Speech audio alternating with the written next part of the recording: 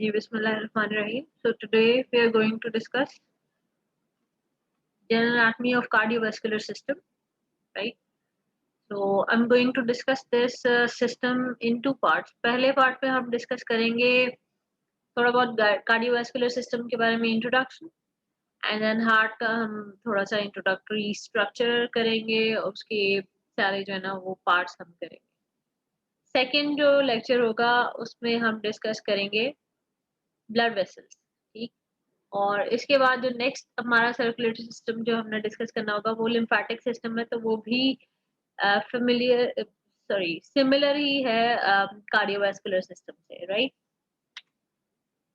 What are we going to learn in this lecture? पहले हमने करना है कि कार्डियोवास्कुलर सिस्टम होता क्या है, और सर्कुलेटरी सिस्टम्स में सिर्फ कार्डियोवास्कुलर सिस्टम नहीं आता, उसके अलावा कौन कौन से सर्कुलेटरी सिस्टम है जो ह्यूमन बॉडी में होते हैं, राइट. उसके बाद कार्डियोवास्कुलर सिस्टम के कंपोनेंट्स को लिस्ट करना और फिर वन बाय वन हमने उनको डिस्कस करना है. स्ट्रक्चर और फंक्शन ऑफ हार्ट आज हम कवर करेंगे, और जो बाकी सर्कुलेशन की जो टाइप्स हैं वो भी आज हम कवर कर लेंगे. लेकिन ये जो बाकी सेकंड पार्ट है, ब्लड वेसल्स, उनकी क्लासिफिकेशन, एनास्टोमोसिस और थोड़ी सी क्लिनिकल एनाटॉमी, ये हम नेक्स्ट टाइम डिस्कस कर लेंगे. अगर बेटा किसी ने कोई क्वेश्चन पूछना हो तो आप चैट में मुझसे पूछ सकते हैं, ठीक है. I will continue my lecture. अगर इंटरप्ट करना हो तो you can raise hand and ask question in chat. Okay, circulatory system body के कौन कौन से हैं? हमारे पास एक फ्लूइड है और एक क्लोज कंपार्टमेंट है जहां पर वो फ्लूइड जो है सर्कुलेट करना है, मूव करना है. तो हमारे पास एक तो वैस्कुलर सिस्टम है जिसमें ब्लड जो है वो डिफरेंट चैनल्स में और हार्ट के थ्रू जो है वो मूव करता रहता है. हार्ट एक पंप है और उसके बाद जो बाकी सारे चैनल्स हैं जिनमें आर्टरीज और वेन्स आ जाती है, तो वो they are going to form the vascular system. This is one type of circulatory system. फिर हमारे पास ब्रेन के अराउंड और स्पाइनल कॉर्ड के अराउंड भी एक क्लोज कंपार्टमेंट है जहां पर CSF होता है, card cerebrospinal fluid. Cerebrospinal fluid जो है वो उसके इर्द गिर्द सर्कुलेट करता रहता है, दोबारा भी बनता है, एब्जॉर्ब भी हो जाता है. उसका काम ब्रेन और स्पाइनल कॉर्ड को प्रोटेक्ट करना है, कुशन वाला इफेक्ट देना, ठीक है. तो वो भी हमारा एक सर्कुलेटरी सिस्टम बनता है ह्यूमन बॉडी का. इनर ईयर में जो हमारे ऑर्गन है, स्पेशल सेंसरी ऑर्गन है for hearing, organ of Corti, उसके इर्द गिर्द भी जो है वो जो एरिया है वहां पर पेरीलिम्फ नाम का एक फ्लूइड है, ठीक है, जो सर्कुलेट करता है, वाइब्रेशन जो है उनको ट्रांसफर भी करता है, ठीक है, मिडल ईयर से इनर ईयर की तरफ. और ये सारी जो ट्रांसफॉर्मेशन है वेव्स की वो इसका काम है. तो सर्कुलेशन ऑफ पेरिलिम्फ भी हो गया. इसके अलावा एक और ईयर के जो चैम्बर्स हैं उनमें फ्लूइड होते हैं जिनको हम कहते हैं एंडो कॉक्लियर फ्लूइड्स, ठीक है. इनकी डिटेल तो आपको नहीं अभी करनी, लेकिन मैं सिर्फ आपको नाम बता रही हूँ कि सर्कुलेटरी सिस्टम जो है वो ह्यूमन बॉडी में बहुत सारे हैं. आई बॉल के अंदर जो फ्लूइड है वो एक्वस ह्यूमर है, जो एंटीरियर चैम्बर और पोस्टीरियर चैम्बर में आगे और पीछे सर्कुलेट करता है, ठीक है, और न्यूट्रिशन भी प्रोवाइड करता है, लेंस को भी और बाकी वॉल्स को भी. फिर जॉइंट कैविटीज के अंदर साइनोवियल फ्लूइड है, वो भी न्यूट्रिशन प्रोवाइड करने के लिए वहां पर है, लुब्रिकेशन के लिए है. फिर हम लोगों ने पहले भी पढ़ा था कि पेरिटोरियल कैविटीज के अंदर जो ऑर्गन्स हैं वो एक फ्लूइड फिल्ड बलून के अंदर वो पुश हुए होते हैं, और वो जो बलून की जो लेयर्स हैं उनके दरमियान जो फ्लूइड है उसको हम सीरस फ्लूइड कहते हैं, ठीक है. तो सीरस कैविटीज के बारे में आपने पहले पढ़ा था. तो circulation of serous fluid, that is another type of circulatory system. इस लेक्चर में हमने जो डिटेल में पढ़ना है वो है cardiovascular system, one type of circulatory system. Cardiovascular system जो है it consist of blood simple vascular system. If we say, it can be divided into two types of vascular system. vascular system क्या है कि vessels हैं, जो channels हैं वो लेके जा रहे हैं fluid को proper locations पे, ठीक है. उसमें एक आ जाता है जो blood को transport करने वाले channels हैं जिनमें arteries और veins और capillaries आ जाती हैं, तो that makes the blood vascular system. फिर lymph एक fluid है, तो lymph को ले जाने वाली lymphatic vessels होती हैं, जो channels होते हैं, आर्टरीज और वेन्स की तरह का ही उनका स्ट्रक्चर होता है, ठीक है. तो that will make a lymphatic system. ये हमारा नेक्स्ट टाइम का है. अभी हमारा जो मेन टॉपिक है this is blood vascular system. Blood vascular system में जो सर्कुलेशन हो रही है उनके मुख्तलिफ पार्ट्स हैं। एक है सिस्टेमिक सर्कुलेशन, एक है पल्मोनरी सर्कुलेशन, एक है कोरोनरी सर्कुलेशन और एक है पोर्टल सर्कुलेशन। अब वन बाय वन मैं आपको इनका थोड़ा सा आइडिया दे दूं। सिस्टेमिक सर्कुलेशन और पल्मोनरी सर्कुलेशन का आइडिया आपको एफएससी में भी है कि हार्ट से जो ब्लड पंप होता है देयर आर टू पार्ट्स, ठीक। एक राइट साइडेड पंप है और एक लेफ्ट साइडेड है, ठीक है। हमें ये पता है कि राइट साइड पे वेन्स के थ्रू ब्लड जो है वो हार्ट के राइट एट्रियम में एंटर होता है, वहां से राइट वेंट्रिकल में जाएगा और वहां से पल्मोनरी ट्रंक में जाएगा। सो हम अगर यहाँ से स्टार्ट करें कि राइट वेंट्रिकल से जो ब्लड है that is going to pulmonary trunk, pulmonary trunk से राइट और लेफ्ट पल्मोनरी आर्टरीज ब्लड लेके जा रही हैं दोनों लंग्स की तरफ।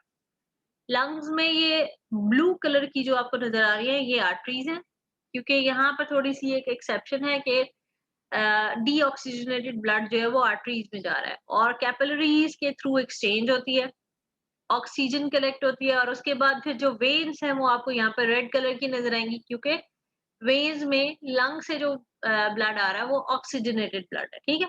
तो ये जो पल्मोनरी वेन्स है वो आकर लेफ्ट एट्रियम में ओपन होंगे। तो इतना पार्ट जब हम यहाँ से ऑक्सीजनेटेड ब्लड हार्ट से लंग्स की तरफ भेजेंगे और लंग से वापस हार्ट में आता है, तो this part of circulation is called pulmonary circulation, right. Right. और बाकी जो सर्कुलेशन है, यानी अब यहाँ पर ऑक्सीजनेटेड ब्लड आ गया लेफ्ट वेंट्रिकल में, लेफ्ट वेंट्रिकल से एओर्टा, यू कैन सी ये एओर्टा से कितनी ब्रांचेस हैं जो हेड एंड नेक की तरफ भी जा रही हैं, लिम्स की तरफ, अपर लिम्स की तरफ भी जा रही हैं।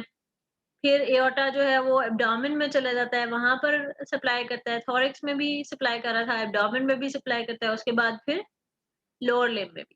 तो एओर्टा से सारा जो ब्लड है ऑक्सीजनेटेड वो बॉडी में डिस्ट्रीब्यूट हो जाता है और बॉडी में जो डिस्ट्रीब्यूट हो रहा है कैपिलरी से होता हुआ फिर जो वेन्स बनती हैं वो वापस लेके आती हैं सुपीरियर और इंफीरियर वेना केवा के through. This is called systemic circulation. तो पल्मोनरी सर्कुलेशन कितना हुआ, ये हमने स्टार्ट किया राइट वेंट्रिकल से, यहाँ से राइट वेंट्रिकल से पल्मोनरी ट्रंक में ब्लड गया, पल्मोनरी आर्टरीज के थ्रू लंग्स में गया, पल्मोनरी वेन्स के थ्रू लेफ्ट एट्रियम में आ गया, ठीक। इतना पार्ट था पल्मोनरी सर्कुलेशन का।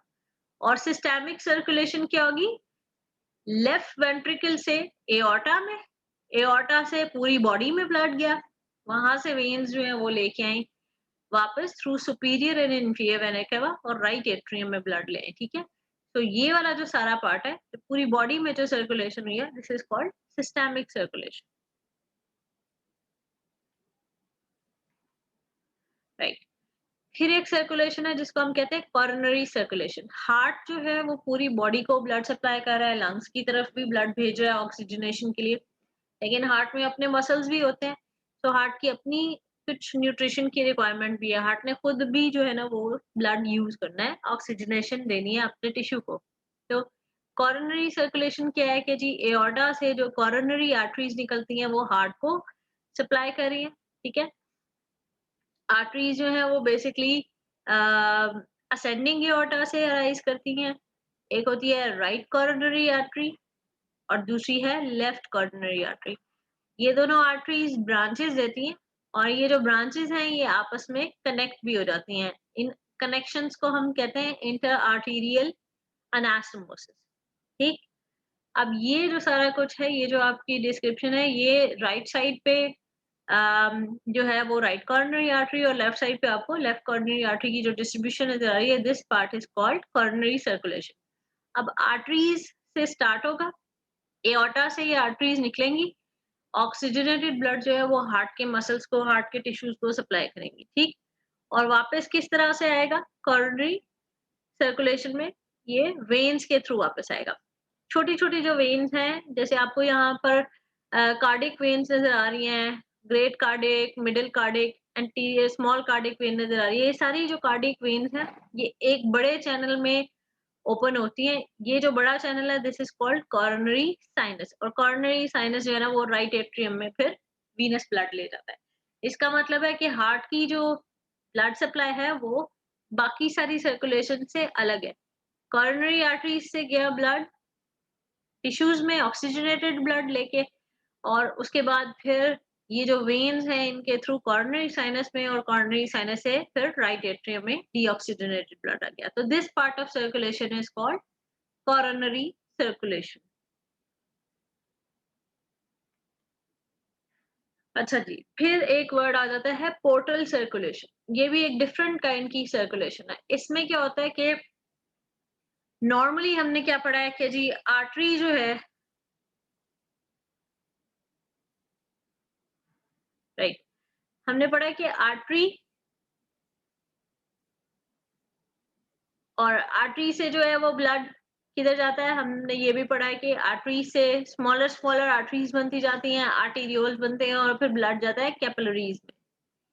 कैपिलरीज से फिर आगे ब्लड जो है वो जो चैनल्स इकट्ठे होते हैं और ब्लड जाता है वेन्स में। ठीक, तो ये है basically normal circulation. Portal circulation में क्या होगा कि आर्टरी से जो है वो ब्लड गया पहले कैपिलरीज में, कैपिलरीज से फिर एक चैनल बना, वो आर्टरी भी हो सकती है और वो एक वेन भी हो सकती है। नॉर्मली हम उसको वेन कह देते हैं लेकिन वो आर्टरी भी हो सकती है। ठीक है, उसके बाद फिर ये दोबारा कैपिलरीज बनी, और फिर जाके कैपिलरीज जो है ना वो किसी वेन में ओपन हुई। यानी आर्टरी, कैपिलरी और वेन होने की बजाय आर्टरी, कैपिलरी, फिर चैनल, फिर कैपिलरीज और फिर वेन बनी। तो एक कैपिलरी बेड बनने की बजाय आर्टरी और वेन के दरमियान में 2 दफा कैपिलरीज का सेट है। ठीक, तो इसको हम कहते हैं पोर्टल सर्कुलेशन। नॉर्मल सर्कुलेशन से ये डिफरेंट होती है। अब यहाँ पर जो एग्जाम्पल है वो आपके सामने है कि अम, जो हमारा जीआईटी सिस्टम है, एओर्टा से जो ब्रांचेस आती हैं वो जीआईटी को सप्लाई करती हैं।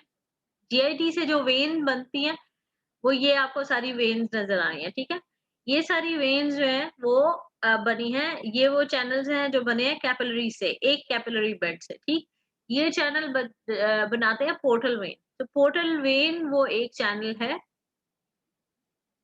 which is formed by arteries to capillaries फिर टू पोर्टल वेन।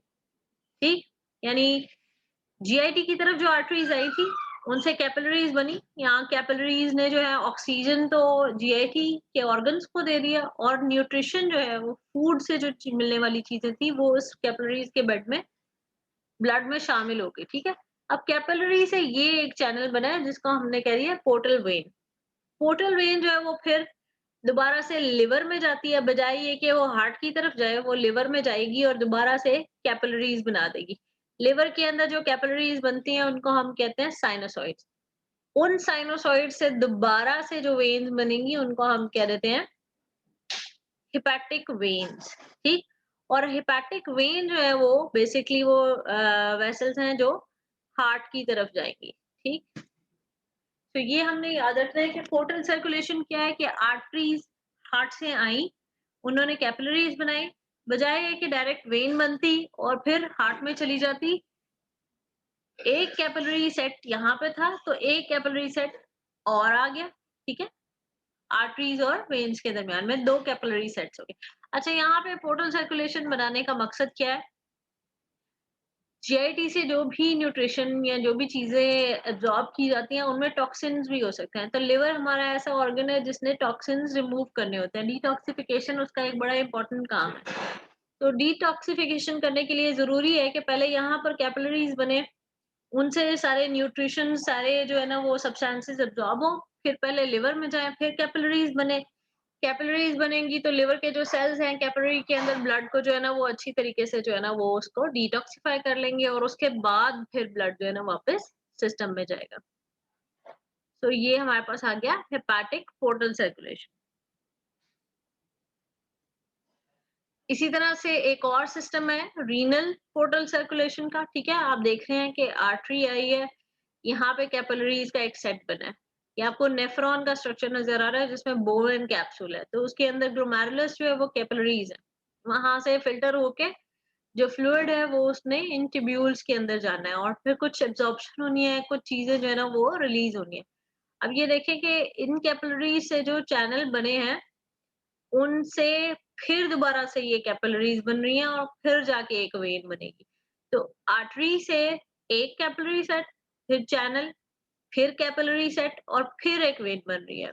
तो 2 दफा कैपिलरीज बनने का मकसद ये होता है कि इधर से फिल्टर हो रहा है, ठीक है?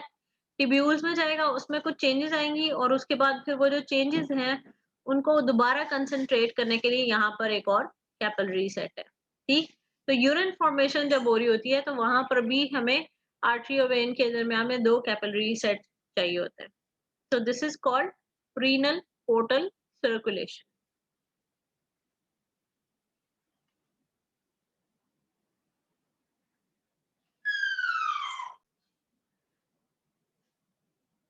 All right.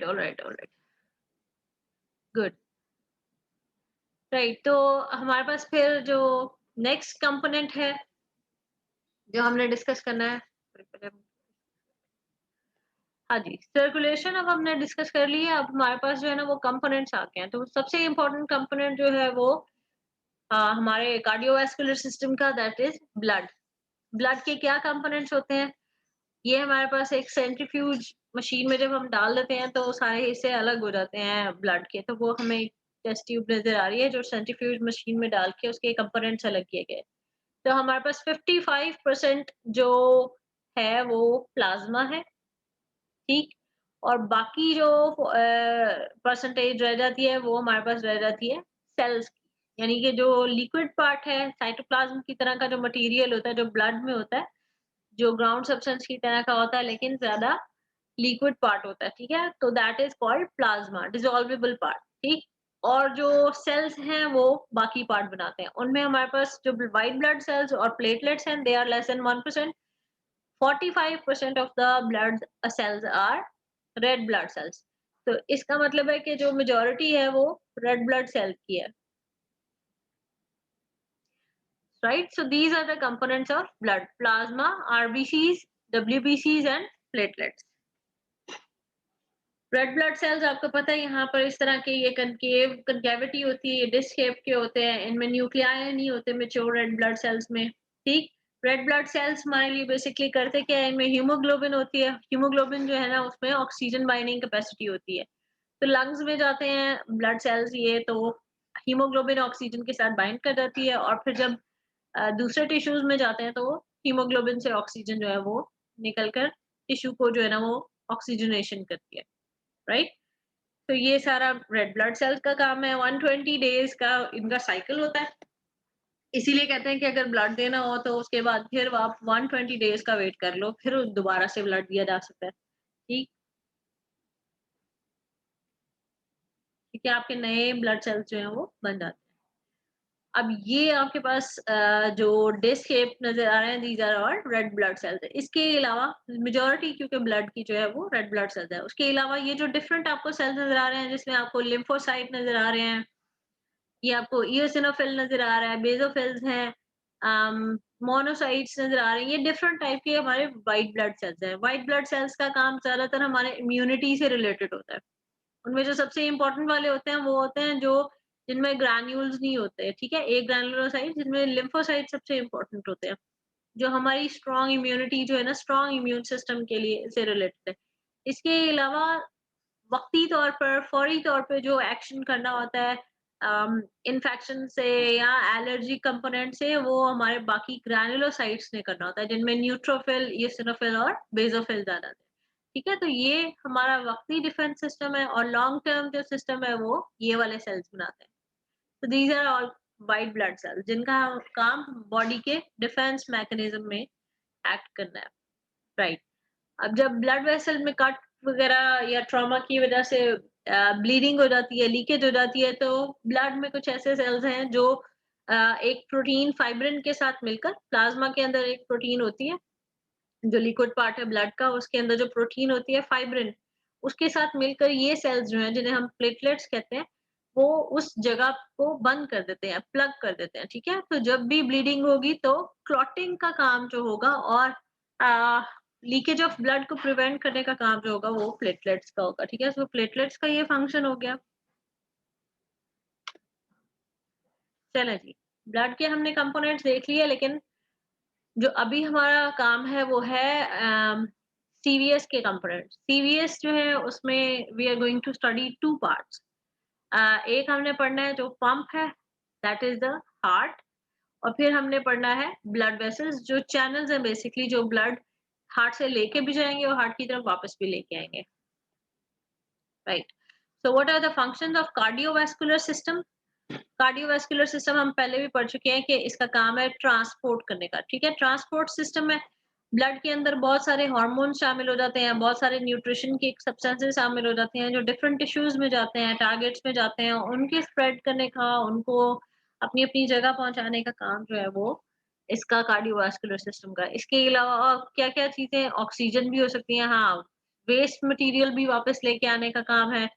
ये सारा कुछ जो है वो हमारे कार्डियोवास्कुलर सिस्टम का फंक्शन है।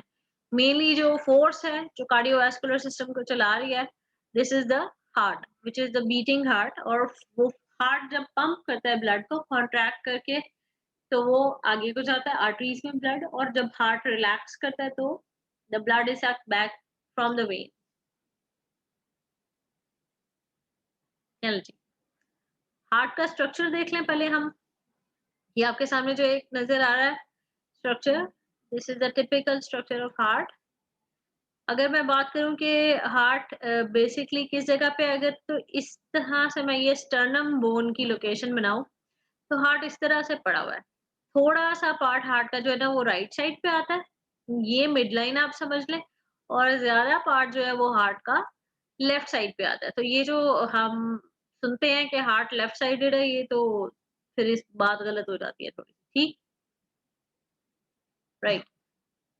हार्ट क्या है? It is a hollow corn shaped muscular pump that keeps circulation going on. ठीक? साइज़ किस तरह है? हर इंसान का जो हार्ट का साइज़ है, it is the size of hands fist, right? अब हम स्ट्रक्चर देख लें तो heart has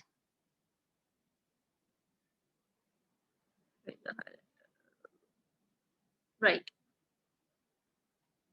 so this pointed part is called apex and this back part which is the base of a triangle। अगर हम इस तरह से देखें कि ये हार्ट जो है वो इस तरह से है, like this, like this and this is the triangle, थोड़ी सी inverted triangle की तरह। ट्रायंगल की जो ये टिप है, एपेक्स है, वो ये बनती है और जो बेस है वो ये बन जाती है। तो इसी तरह से हार्ट जो है उसमें एपेक्स है, बेस है। It has 2 surfaces.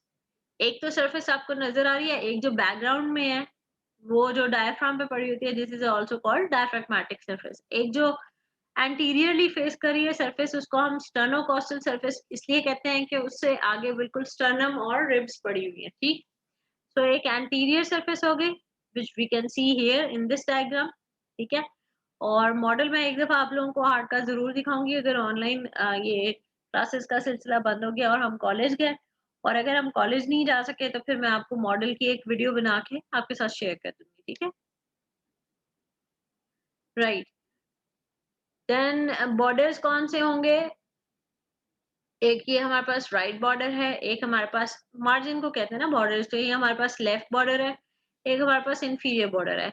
बाकी अगर हम देखें तो यहाँ पर एक बॉर्डर होना चाहिए जिसे सुपीरियर बॉर्डर कहें, लेकिन सुपीरियर बॉर्डर जो है ना वो नज़र ही नहीं आ रहा क्योंकि बहुत सारी ब्लड वेसल्स यहाँ पर हार्ट के साथ एसोसिएटेड है इस जगह पर, ठीक है? तो there is no visible superior border. एक राइट बॉर्डर है, एक इंफीरियर बॉर्डर है और एक लेफ्ट बॉर्डर है। एक हमारे पास एपेक्स आ जाती है, एक हमारे पास पोस्टीरियर पार्ट जो अभी आपको क्लियरली नज़र नहीं आ रहा, वो ये वाली जो पीछे सरफेस होगी बैकग्राउंड में, that would be the base of heart, ठीक? एक हमें ये एंटीरियर सरफेस नज़र आ रही है। एंटीरियर सरफेस पे अगर आप देखें तो आपको सुपीरियर वेना केवा और इंफीरियर वेना केवा जो है वो राइट एट्रियम में ओपन होते हुए नज़र आ रहे हैं। ये वाला जो पार्ट है, ये आपको जो है ना वो राइट वेंट्रिकल का नज़र आ रहा है, एक्सटर्नल एनाटॉमी में अगर हम देखें, ठीक है? यहाँ पर ये ग्रूव है फिर इसका मतलब है कि अच्छा बेटा, अगर क्लास डिस्कनेक्ट होती है तो you will rejoin the same link. Okay, ये ग्रुप के बाद ये वाला जो आपको नजर आ रहा पार्ट, ये आपको लेफ्ट वेंट्रिकल का नजर आ रहा है, और ये जो थोड़ा सा पार्ट नजर आ रहा है ये लेफ्ट एट्रियम का नजर आ रहा है।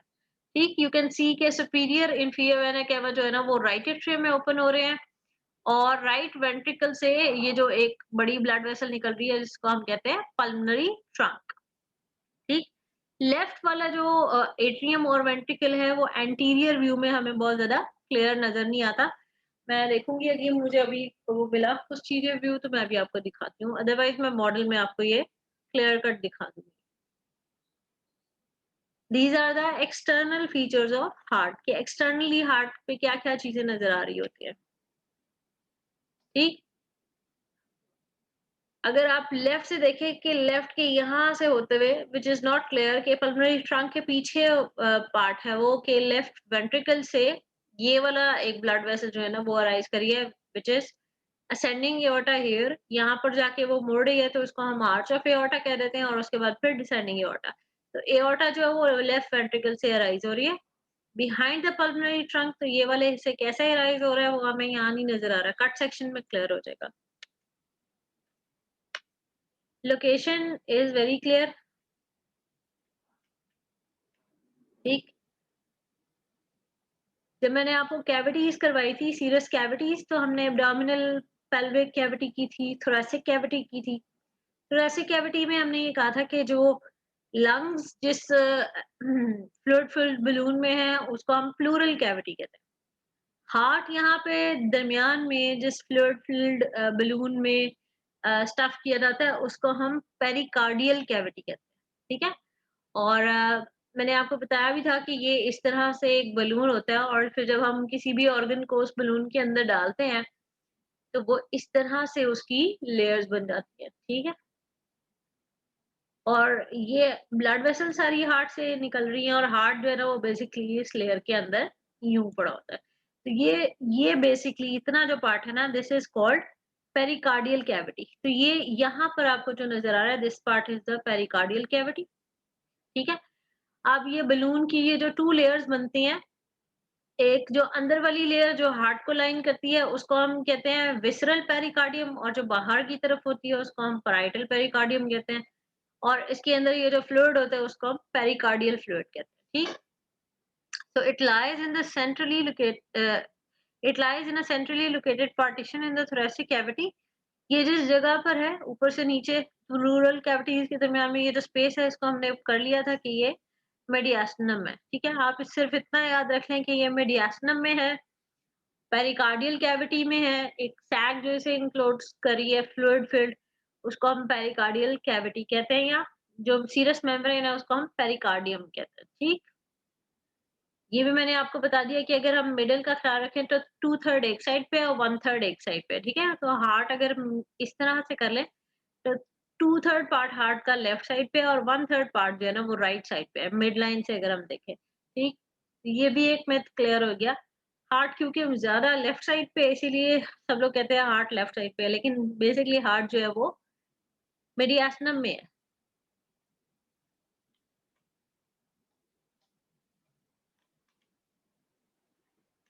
जी, what are the functions of heart? Generating blood pressure, जब हार्ट कॉन्ट्रैक्ट करता है और ब्लड को जो है ना वो फोर्स के साथ फॉरवर्ड करता है आर्टरीज के अंदर, तो एक प्रेशर जनरेट होता है जिस प्रेशर को हम मेजर करते हैं, और उसके बाद फिर देखते हैं कि ह्यूमन हार्ट की हेल्थ कैसी है, ब्लड वेसल्स की हेल्थ कैसी है, that is called blood pressure.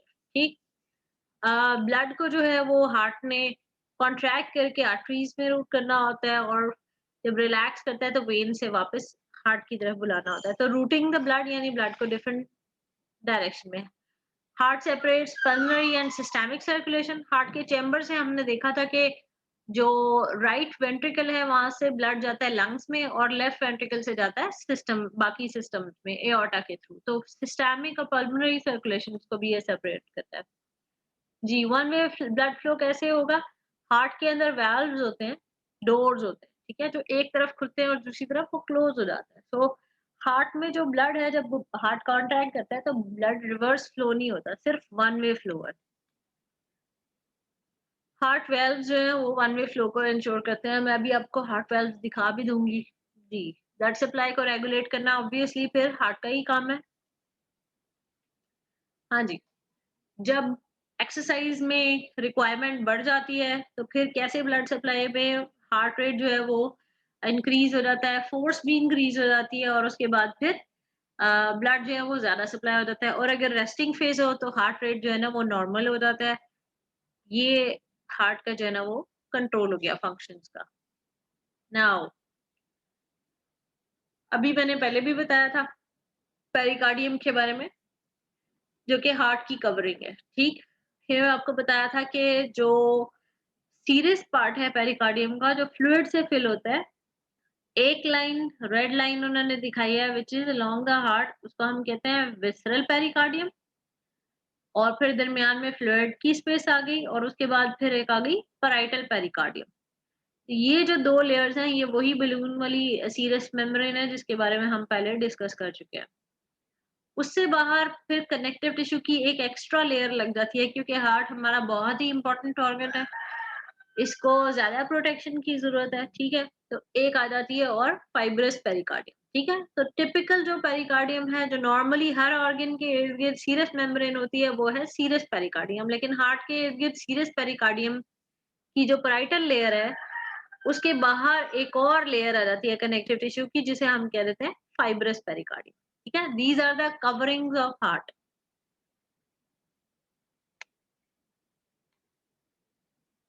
अच्छा, हार्ट की वॉल्स जो हैं, उनमें क्या-क्या चीज़ें आ जाती हैं? उनमें 3 लेयर्स आ जाती हैं।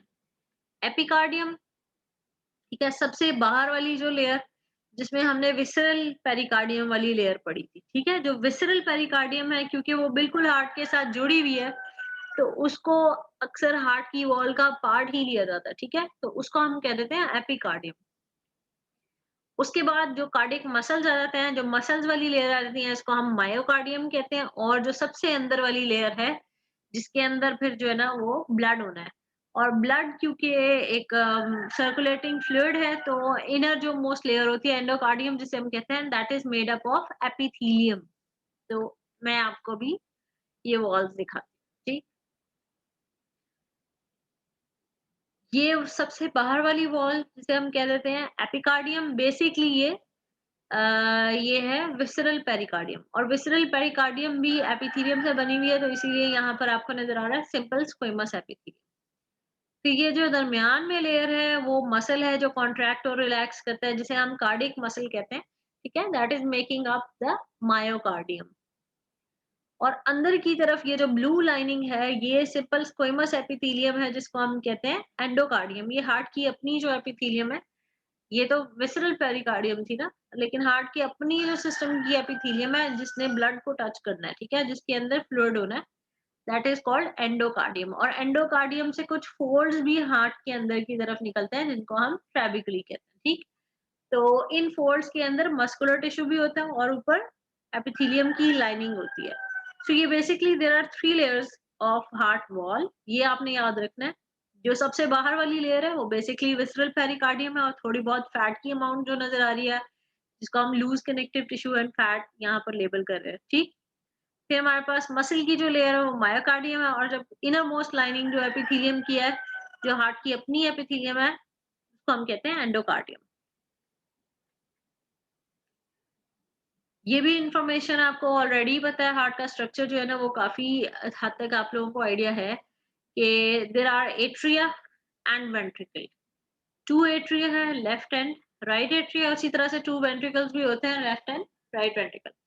अब जो एट्रिया है वो सुपीरियर पोजीशन में होते हैं। यहाँ पर आपको बेसिकली एट्रिया क्योंकि उनकी जो है ना मेन पार्ट वो पीछे की तरफ है, तो एट्रिया क्लियर कट अभी नजर नहीं आ रहे, लेकिन एट्रिया की थोड़े से ये पार्ट्स नजर आ रहे हैं जो पर्पल कलर में उसने दिखाया है। तो राइट एट्रियम का ज्यादा पार्ट नजर आ रहा है, एंटीरियर एक जो उसकी प्रोजेक्शन होती है।